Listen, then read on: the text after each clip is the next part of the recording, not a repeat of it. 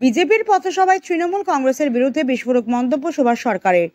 আজ বাঁকুড়া শহরের মাচানতলায় বিজেপির আয়োজিত এক পথসভায় প্রাক্তন কেন্দ্রীয় শিক্ষা প্রতিমন্ত্রী তথা বিজেপি নেতা সুভাষ সরকার তীব্র ভাষায় রাজ্য সরকার এবং শাসক দল তৃণমূল কংগ্রেসের বিরুদ্ধে আক্রমণ শানান। তিনি বলেন, যারা চাকরির জন্য তৃণমূলের দালালদের টাকা দিয়েছেন তাদের টাকা ফিরিয়ে দিতে আমরা বিজেপির পক্ষ থেকে সর্বতভাবে সহযোগিতা করব। প্রয়োজনে ওই দালালদের আকাশমুক্ত মঞ্চে তুলে এনে জামা কাপড় খুলে জলবিচুরি দিয়ে চাবুক মারা হবে। এদিনের সভায় তিনি আরো বলেন, এই রাজ্যে হিন্দুদের সম্পত্তি লুট হচ্ছে, মুখ্যমন্ত্রী এই বিষয়ে সম্পূর্ণভাবে উদাসীন। হিন্দুদের সম্পত্তি রক্ষায় মুখ্যমন্ত্রীকে পদত্যাগ করতে হবে। একই সঙ্গে তিনি জেলাবাসীকে মুখ্যমন্ত্রীর ঠিকানায় চিঠি পাঠিয়ে মুখ্যমন্ত্রীর পদত্যাগের দাবি জানানোর আহ্বান জানান। অন্যদিকে বাঁকুড়া লোকসভা আসনের সাংসদ অরূপ চক্রবর্তী বলেছেন, কিছু লোক টাকা পয়সা দিয়েছেন, এই কথা অস্বীকার করার কোনো জায়গা নেই, কিন্তু যারা টাকা পয়সা নিয়েছিলেন তারা এখন সবাই বিজেপিতে জয়েন করেছেন।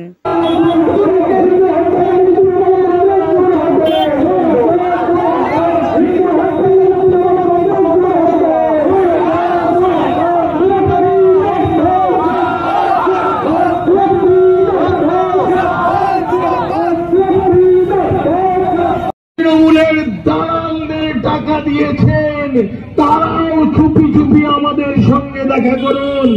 আপনার টাকা আদায়ে পূর্ণ সহযোগিতা করব আমরা।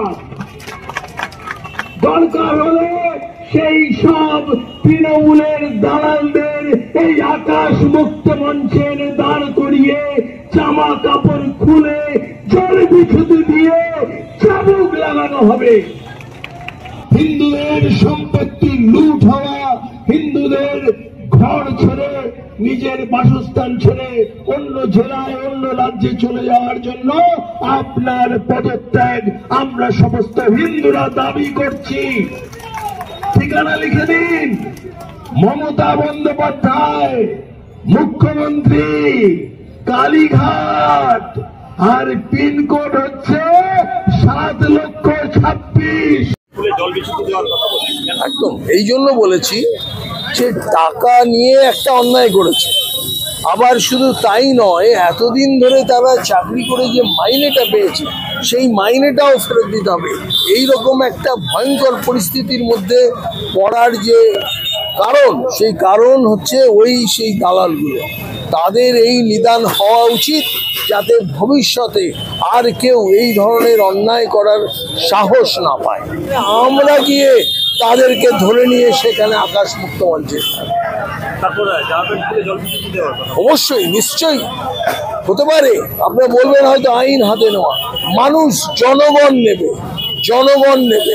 তার কারণ জনগণের যে আক্রোশ, এই যে অন্যায় যা হয়েছে, আজ হাজার হাজার সমস্ত ছেলেরা যারা চাকরি হারা, তারা এখন কোর্টের যে রায় সেই অনুযায়ী এই অর্থ কোত্থেকে ফেরত দেবে।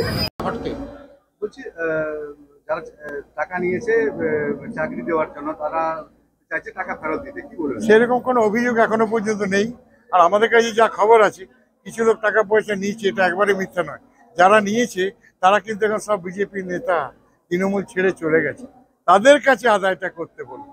ওদের অনেক আছে, সোনামুখী আছে, পাত্র স্যার আছে, বিষ্ণুপুর আছে, সব আছে, কিন্তু তারা এখন বিজেপির সব নেতা, কেউ নেত্রী, তাদেরকে আদায় করতে বলুন।